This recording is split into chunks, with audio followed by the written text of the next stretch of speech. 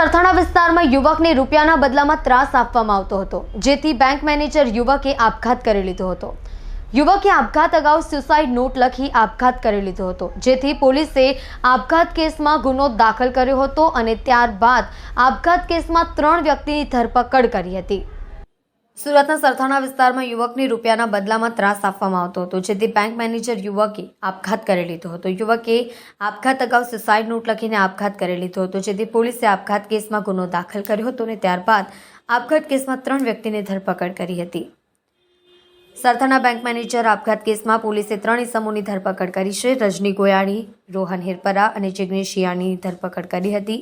32 વર્ષીય અતુલ ભાલાળાએ આપઘાત કર્યો હતો, જેથી સુસાઇડ નોટ સામે આવી હતી। મૃતક અતુલ ભાલાળાએ સુસાઇડ નોટમાં કુખ્યાત ગેંગના માણસોનો ઉલ્લેખ કર્યો હતો। સુસાઇડ નોટમાં રોનક પરી, રજની ગોયાણી, જીગો કુંડલાનો ત્રાસ હોવાનો ઉલ્લેખ કર્યો હતો।